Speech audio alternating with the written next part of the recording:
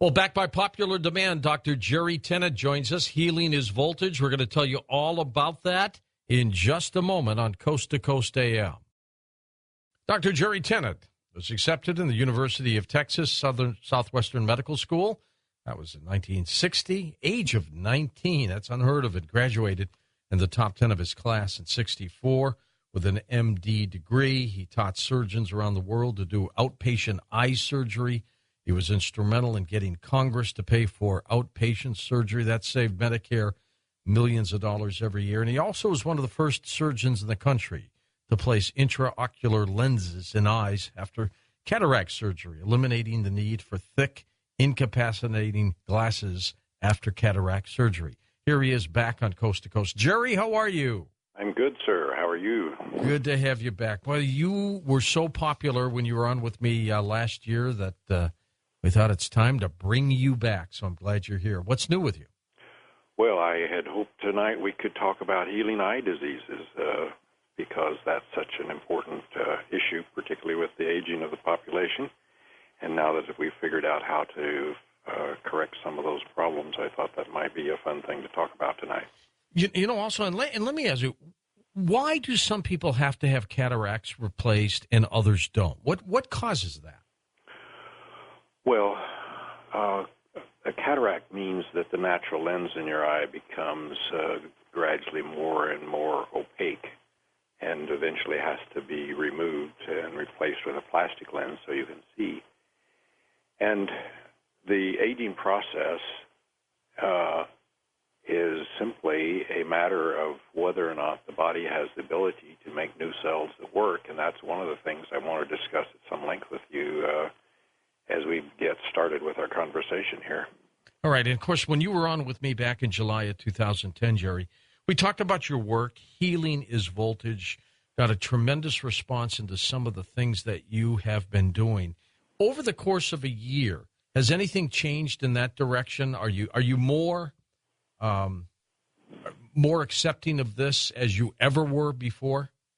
Absolutely. We've learned a few new pieces of the puzzle, but it still is true that the basic issue about whether you're sick or whether you're well is the voltage in the cells. Sort of like your car, you can have a brand new Mercedes, but if it doesn't have a battery in it, it's not going anywhere. And so it is with you. Well, there's no doubt about that. Now, Jerry, let's go back a little bit beyond the bio. Tell everybody about your background. I appreciate that. One of the things I'd like to just make a statement as we begin here is to recognize what's going on in this country as far as physicians' ability to discuss issues. And this is exemplified by a letter that was sent from both the FDA and the FTC to Dr. Andrew Weil in October of 2009. Most people know Andy Weil. He's the guy with the big bushy gray beard who has written extensively about integrative medicine, and he's the professor of integrative medicine at the medical school in Arizona. And he put on his website that the medical literature shows that if you take the herb astragalus, it cuts the duration of colds and flu in half, and recommended that with the upcoming winter season that people keep some of that on hand. So I get this letter from the FDA saying that under the Patriot Act, that they are saying that he is not allowed to say that, and if he doesn't take it off of his website, they'll come arrest him and confiscate everything in his office. Under the Patriot Act? Yeah, because he was interfering with the sale of vaccines. That's exactly right. Plus, he was helping people boost their immune system, and they don't want to hear that, Jerry, do they? That's right. And so the problem that this exemplifies is that now even medical school professors are not allowed to discuss things in our medical literature without fear of being punished for it. So for that reason, I want to make it clear that my conversation tonight is that I'm talking under the auspices of two other licenses I have. I have an MD license in Texas, but I also have a license in Arizona with the Board of Integrative and Homeopathic Medicine, and I also have a license under the Pastoral Medical Association. And speaking then with those religious credentials, it gives me some protection, it gives me some ability to speak, because the Supreme Court in Texas has, in the case called Westbrook versus Penley, said that if a doctor has both a religious degree and a secular degree in medicine, that the religious degree takes precedence.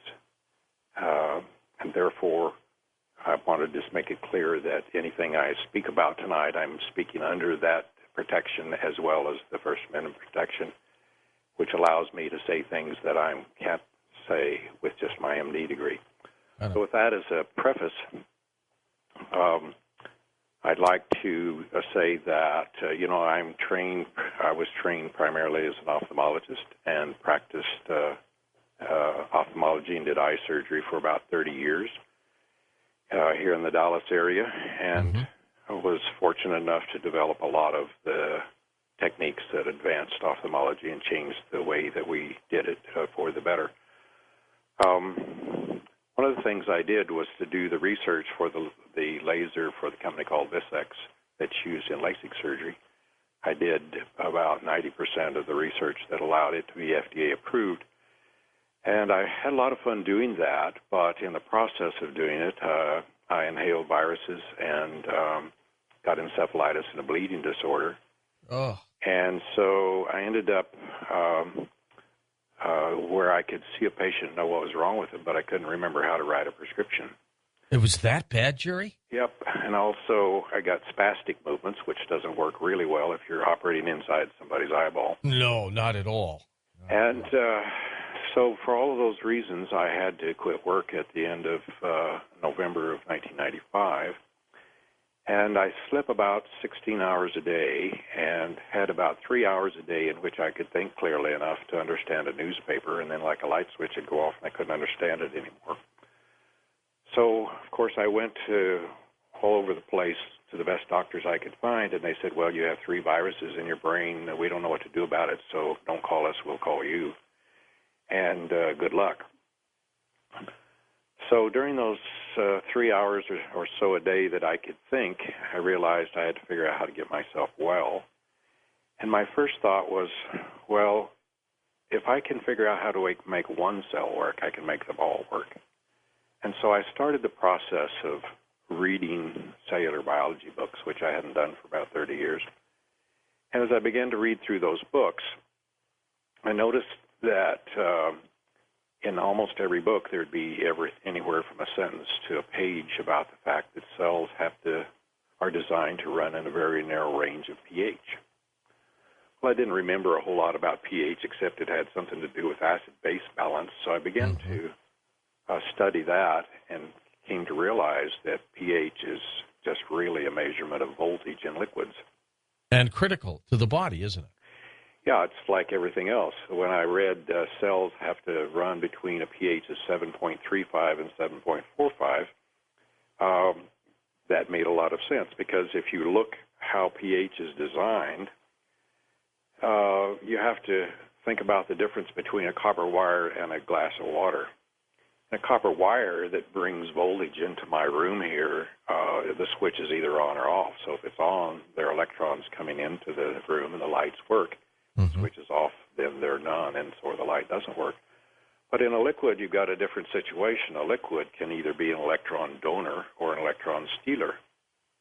And so you take a sophisticated voltmeter and put it into the water, and you measure, and if it's an electron stealer, then you put a plus sign in front of the voltage, and if it's an electron donor, you put a minus sign in front of the voltage. So a plus 400 millivolts is the same thing as a pH of 0, and minus 400 millivolts of electron donor is the same thing as a voltage of, or as a pH of 14.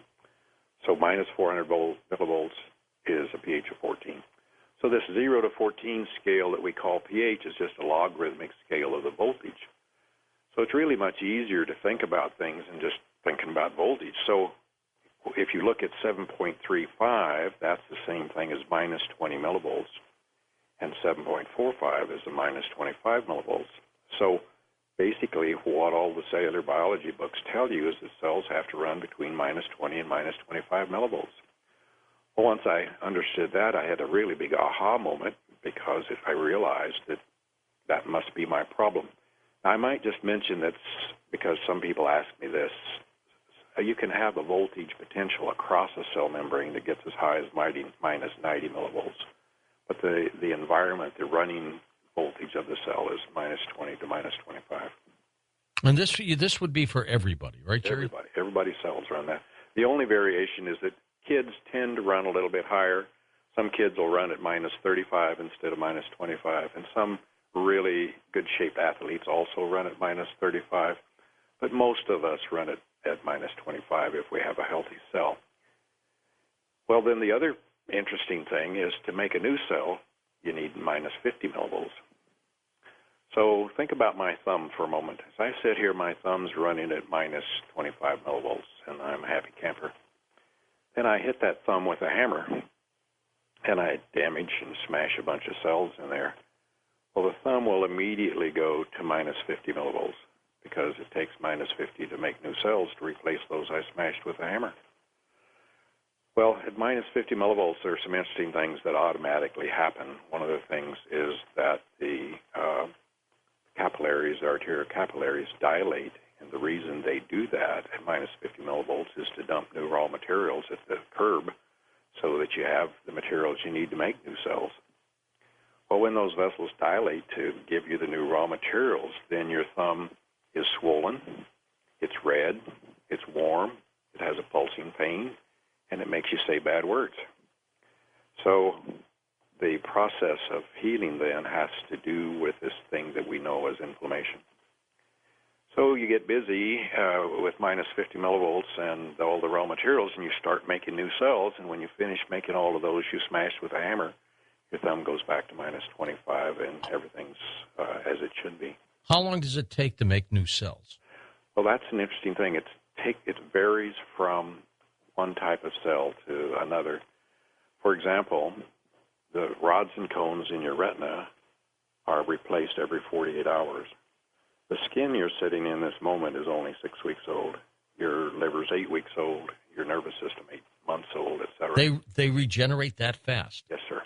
Wow. Therein lies the secret to understanding chronic disease. But let me just tell you about another scenario with my thumb. Let's assume when I smashed it with a hammer, I don't have enough voltage in me to get up to minus 50 millivolts. So what that means is if I can't get up to minus 50 millivolts, I can't make new cells. If I can't make new cells, I can't repair the damage I did with a hammer. So your body won't make new cells automatically? No, well, it can't if it doesn't have the juice. If it doesn't have minus 50 millivolts, it can't make the new cells. Okay, and why would you not have the juice? Well, people's bodies can run out of voltage, and there are several reasons for that. The most common one is being hypothyroid, but there are other reasons as well, but that's certainly the most common one. So whenever you see somebody with low total body voltage, they're hypothyroid until proven otherwise.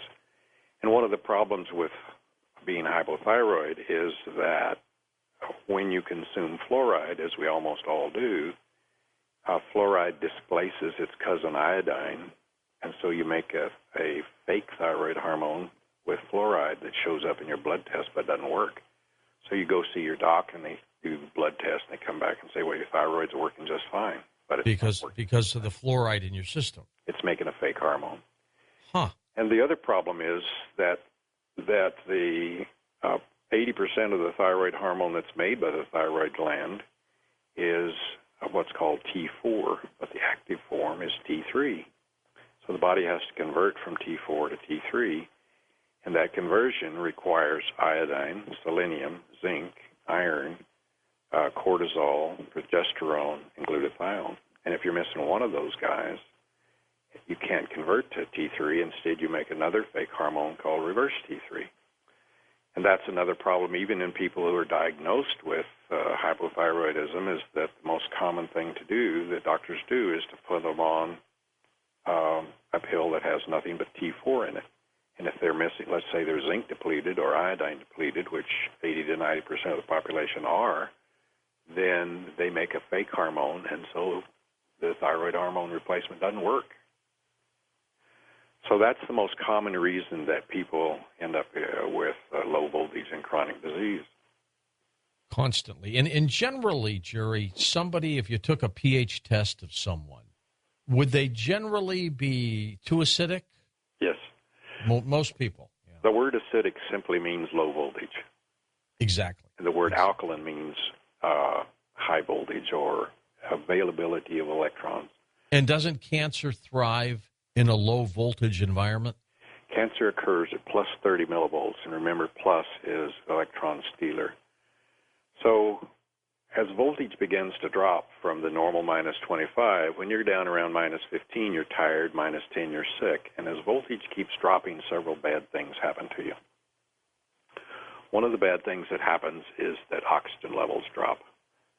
So if I take a glass of water here and stick a tube in it and start bubbling oxygen into that water, the amount of oxygen that will dissolve in the water is dictated by the voltage of the water.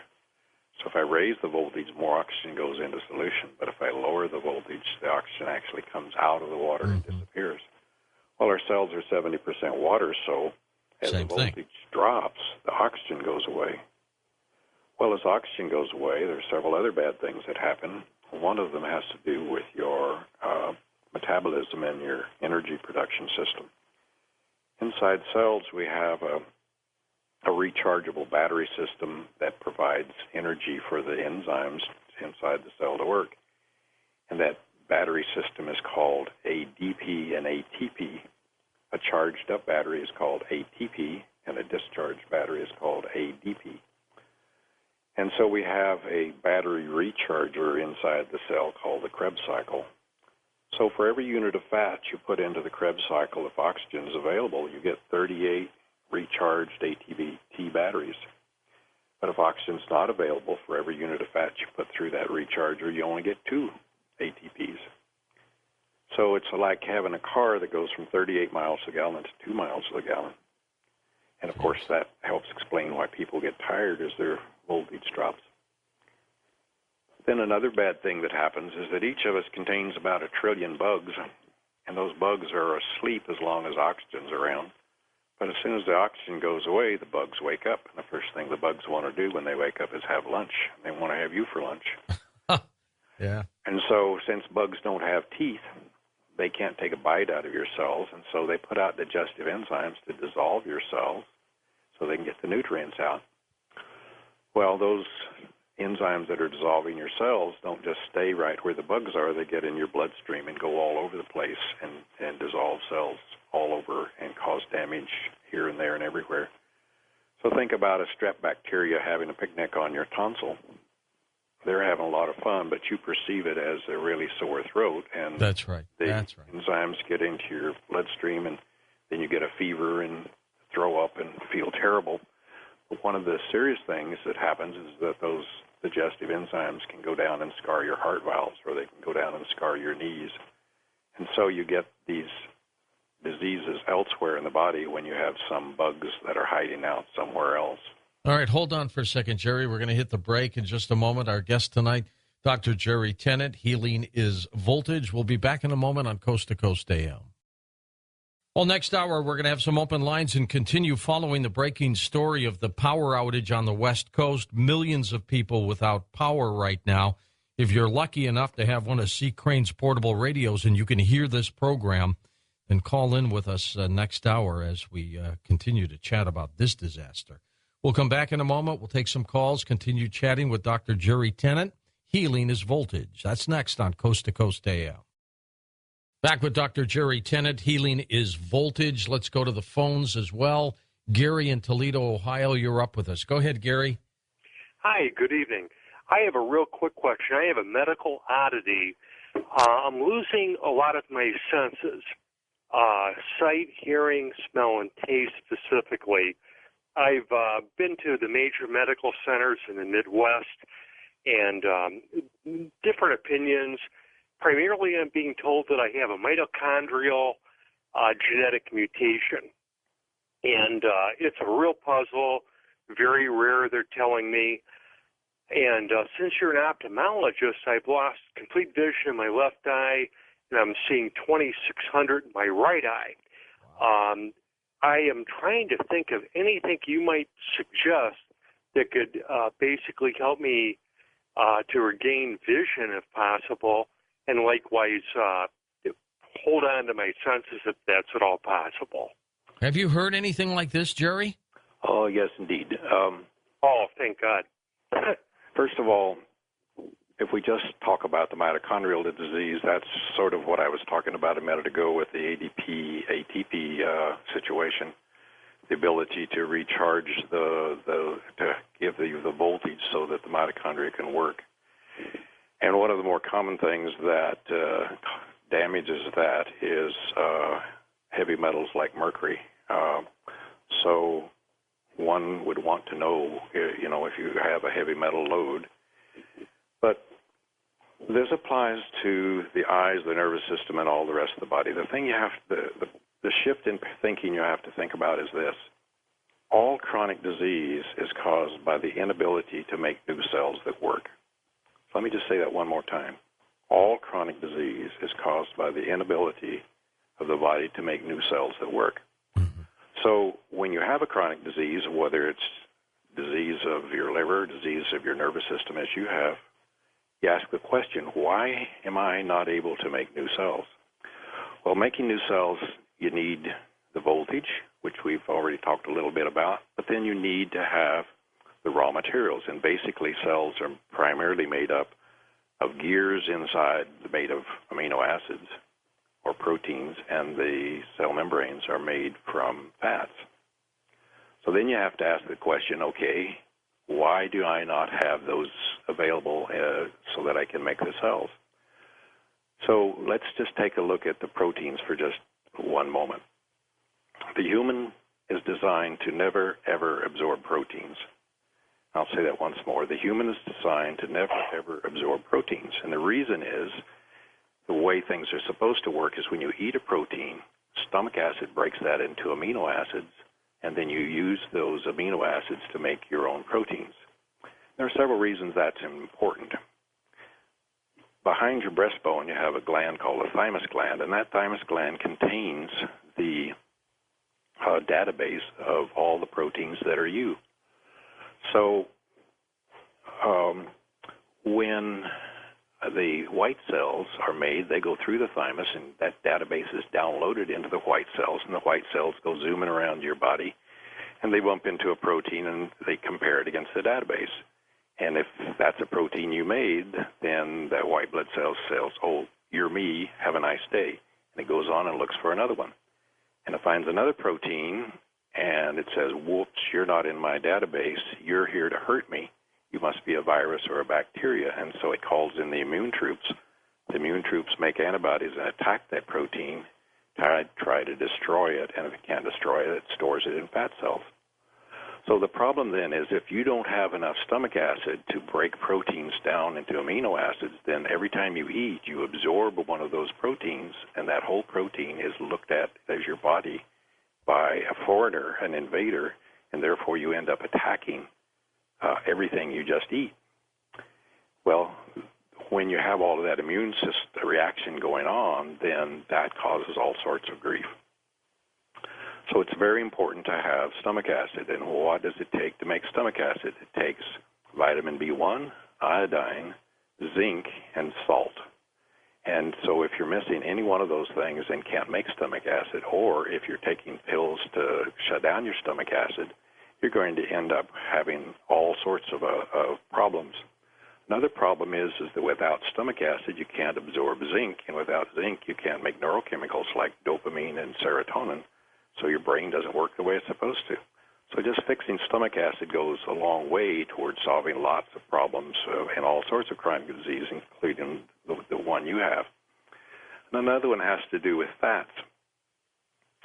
To absorb fats, you have to have bile. If you don't have bile, you can't absorb fats. So where's the bile come from? Well, the liver makes 1.5 quart of bile every day, so it needs a storage tank, namely the gallbladder. and it can't make bile fast enough to service a fatty meal. So if you don't have a liver that works to make bile, or if you don't have a gallbladder that can store it, then you become fat deficient, and therefore you don't have the raw materials to make the cell membranes. And, you, of course, the nervous system itself is 50% cholesterol by weight. So if you're on anti-cholesterol drugs, or you don't have a gallbladder, or you don't have a gallbladder that works, or you don't have a liver that works, you don't have fats to make new nerve cells, so you can't get well. So just looking at how that whole system works and what kind of fats you're eating makes a lot of difference of how you can get well. And, let me just tell you, for example, in my field of ophthalmology, we have, one of the major causes of blindness is macular degeneration. And basically, we're taught as ophthalmologists that that's a progressive disease that may be slowed down a little bit with vitamins, but that's about all we know how to do for it. Well, I can now predictably reverse macular degeneration. And you simply do it by focusing on, do you have the voltage and the raw materials it takes to make new cells in the macula? So we have people come in that have poor vision on Monday, and by Friday their vision is dramatically better. So if we can get somebody who's 20/70 or better, we almost always get them back to 20/20 or 20/25 by Friday. How many doctors are trying this, Jerry? None, just me. I just figured this out. But it's working amazingly well. The same thing is true with glaucoma, which you apparently don't have, but may very well get since you have all of this stuff going on in your nervous system. But if we have the time, I can tell you how we can now predictably reverse glaucoma. Well, let's come back to that in a sec. Let's take a few more calls here. All right. As the clock is ticking. Fort Collins, Colorado. Jeannie, it's your turn. Go ahead, Jeannie. Hi. It's so nice to talk to you both tonight. Doctor, I have MS, and it's interesting that you talked about gallbladder, which I had that removed, and macular degeneration is so prevalent in my family. So I'm like, wait. I have 3 strikes, you're out. But what I wanted to ask you was, I was told about a machine. I wish I could remember the name of it, but it's a voltage machine, and there's straps that you strap around your wrists, and then you do this voltage thing for like 15 minutes a day, and it's supposed to help with this. Is that anything you're familiar with? Yeah, there are a lot of different devices like that are intended to try to adjust either the voltage or frequencies in body. But the thing about MS and all other so-called autoimmune diseases is that what I'm finding is that all autoimmune diseases are caused by cell wall deficient organisms called L forms. Mm-hmm. And the thing about these L forms is that you can't culture them in a normal Petri dish, and you cannot see them with a standard microscope. You have to use either a phase contrast or dark field microscope.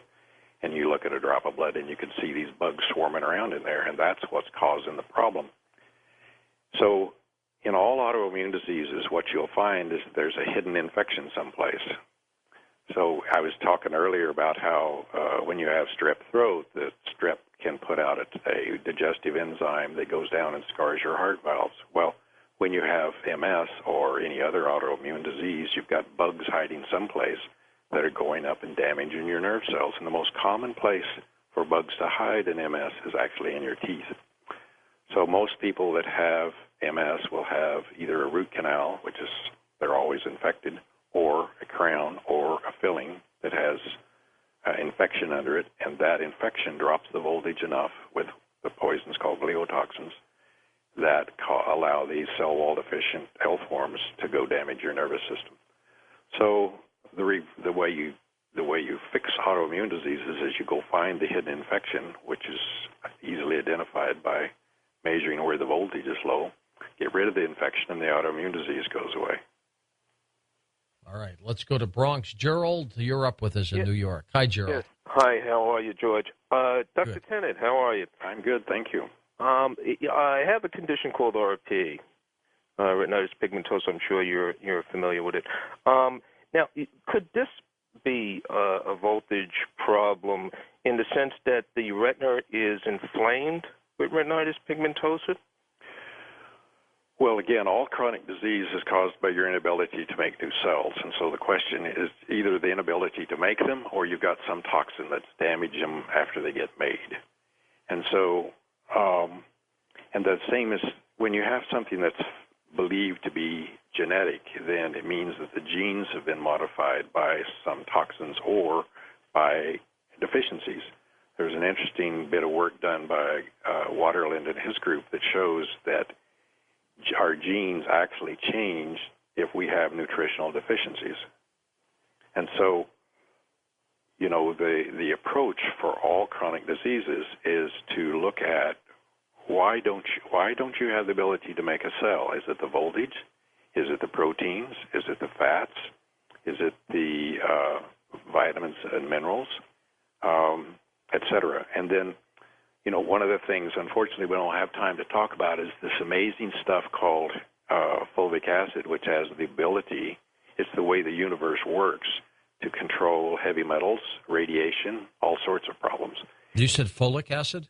No, F-U-L-V-I-C, fulvic. Ah.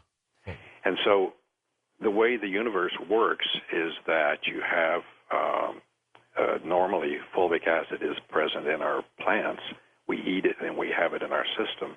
And it cleans up all the heavy metals, cleans up the radiation, cleans up, allows cell membranes to open and let nutrition in, does all sorts of things. We could spend the hour talking about just how that stuff works.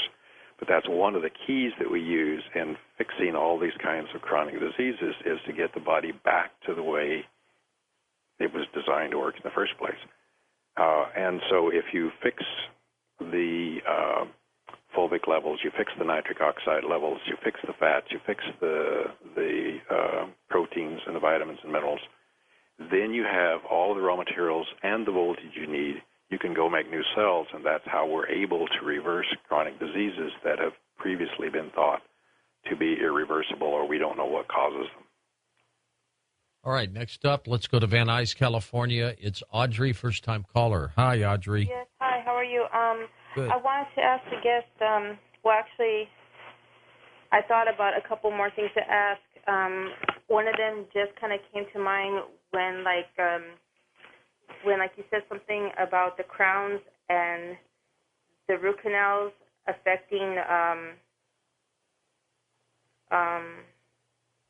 like the virus of some sort.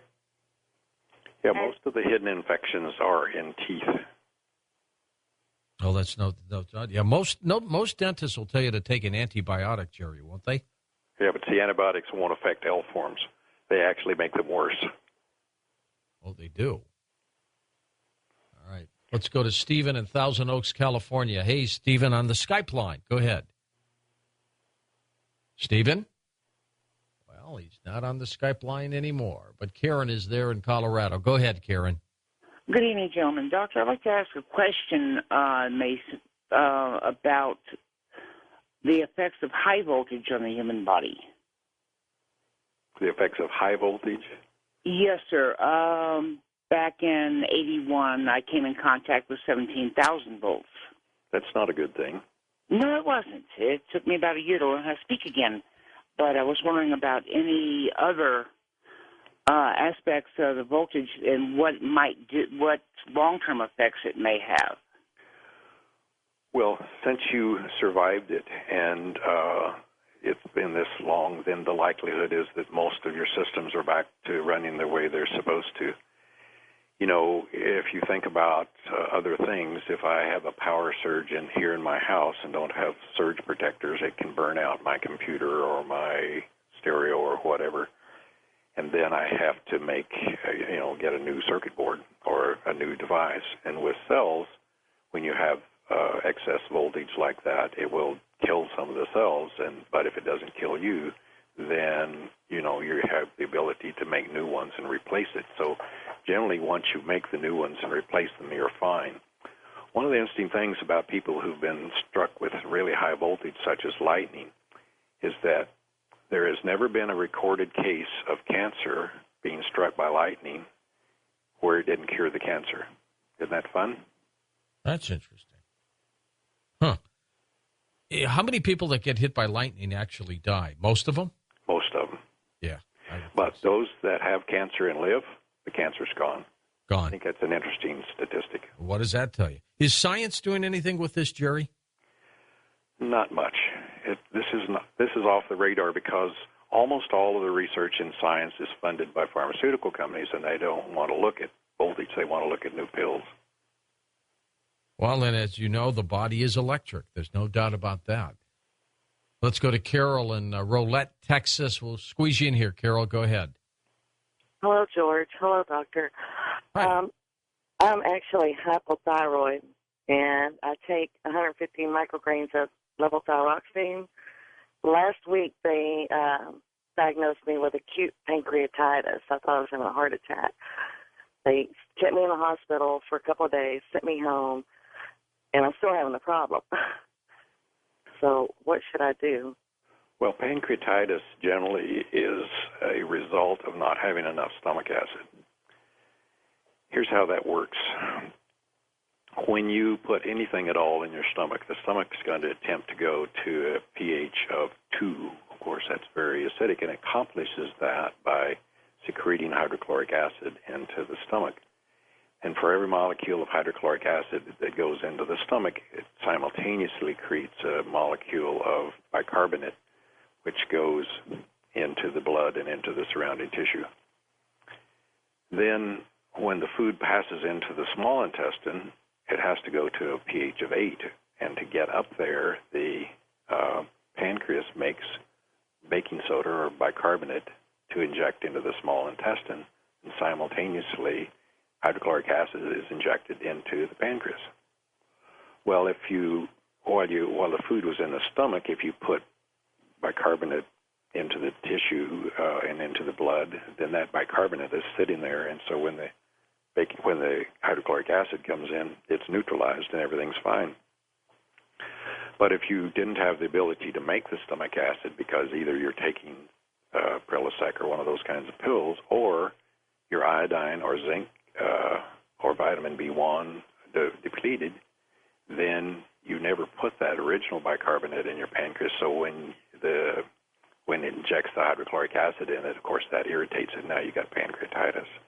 All right, Jerry, thank you so much. Dr. Jerry Tennant, his website linked up at coasttocoastam.com. It's tenantinstitute.com. When I come back, we're going to talk about this incredible power outage that hit California, Arizona, Mexico, leaving at one point up to 4 million people without power. We'll talk about that next with you on Coast to Coast